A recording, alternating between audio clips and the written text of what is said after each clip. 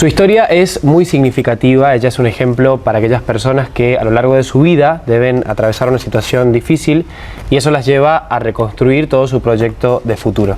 Estoy hablando de Florencia González Cabañas, ella es deportista, practicante de básquet adaptado y hoy vamos a conversar con ella. Florencia, gracias por compartir esta entrevista. Bueno, gracias por invitarme. Bueno, hay una generalizado en la sociedad, se habla mucho de vos en el ámbito del deporte, pero queremos que nos cuentes sobre tu vida personal, que nos puedas contar un poco sobre tu infancia, tu adolescencia, que nos puedas llevar a aquellos años, bueno, cómo fue tu vida en ese tiempo, ¿no? Una infancia totalmente tranquila, normal, feliz, yendo al colegio. Inicié el deporte cuando era bastante chica, pasé por varios deportes, natación, equitación, cesto, todo normal, una adolescencia totalmente normal. A los 18 años me dijeron que estudie una carrera, elegí como pude, en base de lo que me había dicho mi madre, entonces elegí historia en ese momento. Y a los 18 años es donde cambia mi vida, donde con un accidente de 4 metros cayendo en un gimnasio me provocaba una lesión medular T2L1 y ahí es donde se genera la discapacidad. Bueno, muy pocos saben de este momento crucial de tu vida, como vos decís, tu vida cambia por completo y queremos preguntarte también, bueno, cómo atravesaste ese proceso de rehabilitación, ¿no? Y fue duro. Primero que obviamente estuve internada en Corrientes 2 días agonizando, fui a Buenos Aires donde me tuvieron que intervenir con cirugías, era muy complicado, era riesgoso. Pasé toda esa etapa primero en el Fleni Belgrano, un mes, cuando pude, fui al Fleni Escobar, donde estuve 6 meses y donde me rehabilité.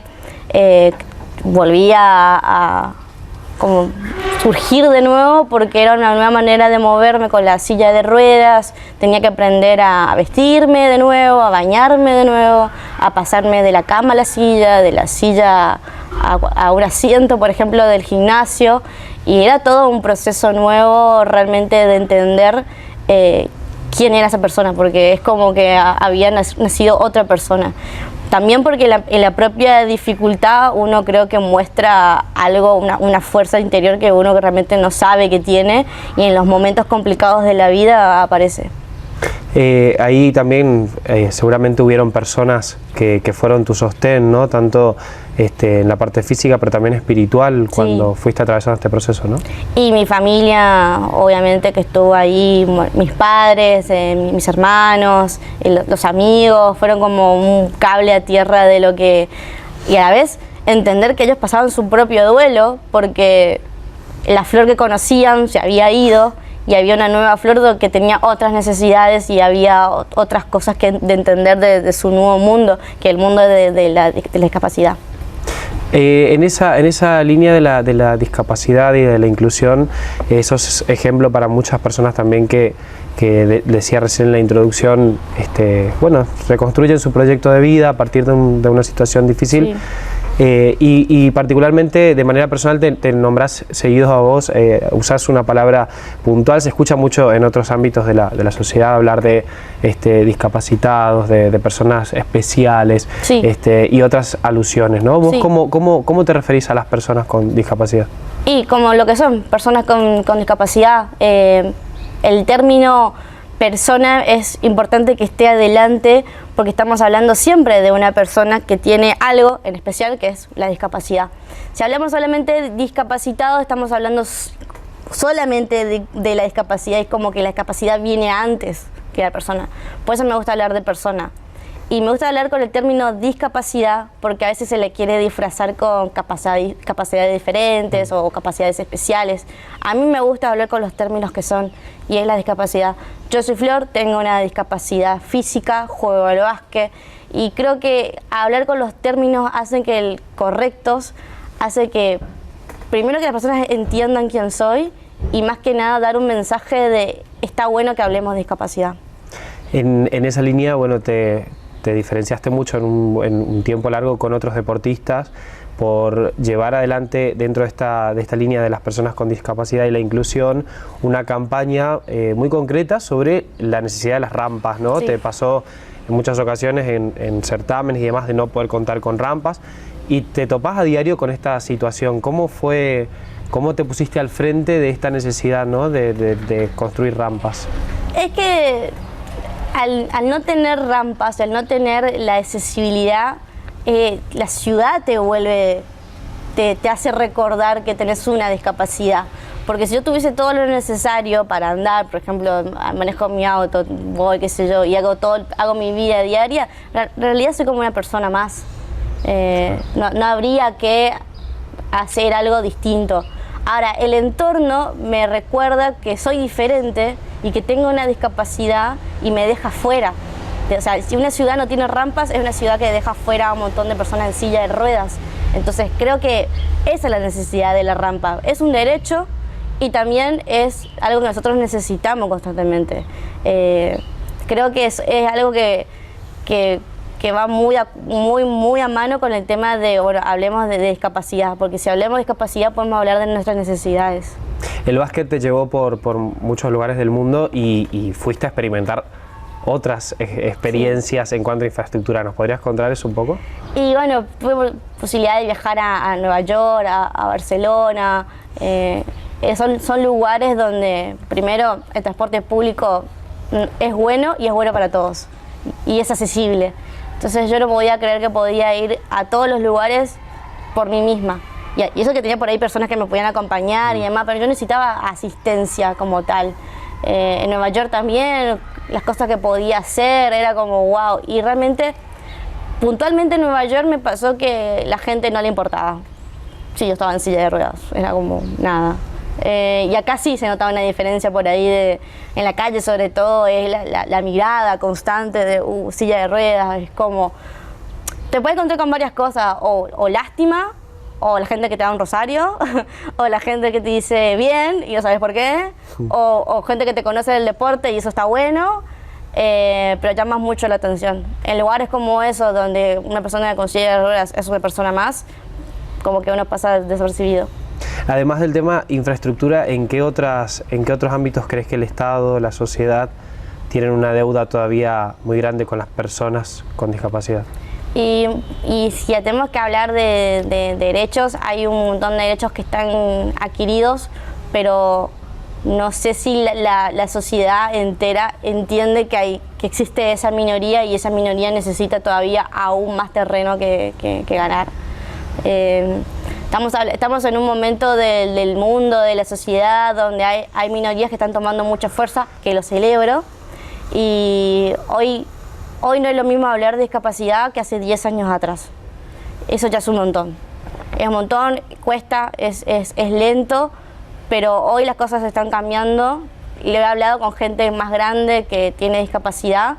Hoy notan un mundo distinto y ese es el mundo que nosotros queremos apuntar. Te voy a llevar a otro tema y tiene que ver con la gente que te ve en la cancha y conoce también todo tu historial deportivo. Sí. Poco sabe que hay en vos también una vocación por el periodismo, ¿no? Sí. Así que bueno, conversemos un poquito sobre eso y quería preguntarte cómo surge inicialmente esta vocación.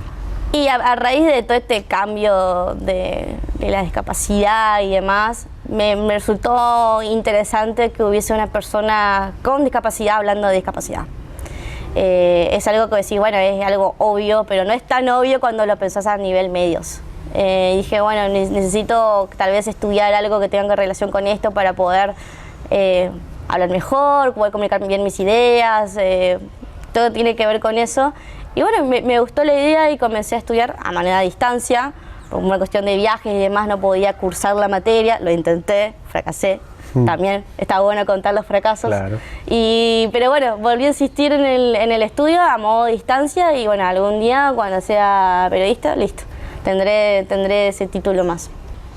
Vamos a ir al tema que por ahí más te apasiona también. Sí. Y que a quienes te ven es lo que primeramente se le viene a la cabeza cuando te ven, ¿no? Que te reconocen por el deporte. Sí. Y tiene que ver con justamente la vocación por el básquet, ¿no? Sí. ¿El básquet adaptado llega a tu vida porque lo buscaste o porque te ofrecieron ser parte de un equipo? Me ofrecieron. Yo estaba todavía en Buenos Aires, en el Fleni, rehabilitándome. Recibí una llamada de un número que no lo tengo y me comenta: hola Flor, ¿cómo estás? Soy Andrés Peral, soy jugador de básquet adaptado.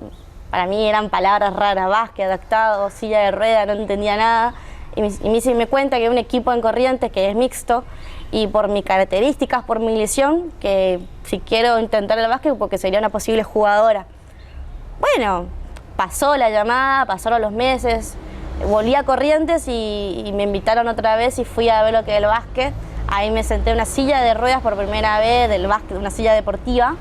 Y bueno, comencé a probar y demás.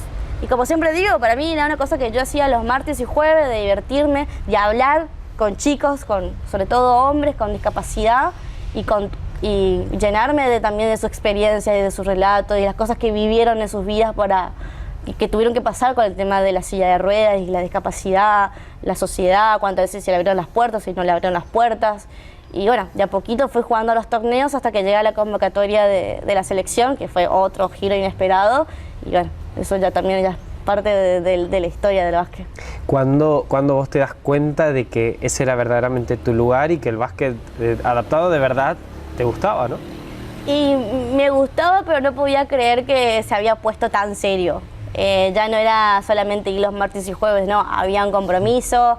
Después comencé a ganar las becas, y eran becas porque tenía que hacer deporte, y ese deporte era el básquet, y tenía que cumplir con ir a concentraciones en Buenos Aires, en Santa Fe o en Córdoba, donde tenían que hacer. Había que representar a un equipo, había que estar cada vez, había que entrenar y había que también comprometerse. Después llegó el primer torneo sudamericano, 3 vs 3, que fue la primera vez que representé al país. Fuimos 5 jugadoras porque éramos un 3 vs 3, que es un equipo más menor, pero se juega un torneo. Jugamos en Cali, Colombia, y ese fue nuestro primer torneo y salimos campeonas. La pregunta que se nos surge a algunas personas hoy todavía es, por ser mujer, sí, ¿encontraste alguna dificultad dentro del deporte? Y hoy el deporte en Argentina a nivel profesional, a nivel amateur, a nivel convencional y a nivel adaptado, sigue siendo dominado por una gran mayoría de hombres que se destacan, obviamente, pero si nos vamos al caso de las selecciones de hombres, tal vez son las más, salvo el caso de las Leonas, se siguen más las selecciones de los varones por trayectoria, por historia, por mérito, por medallas, y no tanto el deporte femenino. Creo que esas cosas están cambiando muy de a poco. A nosotros nos pasó, inclusive de ser la selección femenina a ser las Lobas, hicimos un transcurso. Obviamente que hoy creo que estamos igual, pero mucho tiempo estuvimos peleando por ser iguales a nuestros compañeros de la selección masculina de básquet sobre silla de ruedas. Lo mismo pasa a nivel deportivo en todos los ámbitos. Le hemos hablado con jugadoras de básquet convencional y nos han dicho sus propias historias. Y bueno, esas cosas tienen que ir cambiando, obviamente. Pero es difícil justo encontrar una chica con discapacidad y encima una chica que quiera jugar deporte. Es difícil. Si tuvieras que mirarte hoy hacia adentro y pensar qué sueños te faltan por cumplir, qué sueños proyectas cumplir dentro del deporte, ¿qué nos dirías? Y a nivel deportivo me gustaría que poder llegar a un mundial otra vez con las Lobas. Lo logramos, fuimos a Hamburgo, Alemania, y queremos otra vez volver a un mundial con lo que significa para poder obviamente hacer lo mejor para Argentina. Por último, bueno, ya me hablaste de tus sueños y te pediría por último que nos digas, si nos tuvieras que compartir, qué es lo más importante que te llevas en tu vida o que guardas en tu corazón del deporte, que te haya regalado el básquet. Sí. Bueno, también que nos compartirías, ¿no? Y el básquet me dio muchas cosas. Me dio desde un sentido, porque le dio sentido a mi vida. Decir, bueno, me voy a dedicar al deporte. Y de eso pude viajar, conocer personas. Este deporte es hermoso. De los chicos, con la selección. Toda esa experiencia que me dio, increíbles. De contarte que estuve en el Olímpico y ver un lleno, haciendo deportes adaptados, para mí una locura. Para mí era impensado, pensé que no iba a haber nadie, de verdad. Y encontrar eso fue como increíble. Después, bueno, lo que es la Arena 1, Arena 2, donde estuvo Manu Ginóbili, También en Brasil fue como wow, muy, muy importante para mí, la más cerca que estuve de Manu Ginóbili, pero estuve cerca. Y nada, no, la verdad que obviamente representar al país creo que fue una de las cosas más lindas que me tocó vivir en mi vida. Y el día de mañana, cuando me retire y coloque camiseta, obviamente voy a pensar, bueno, este es un honor que me pude dar en la vida. Gracias por compartir esta entrevista. Gracias.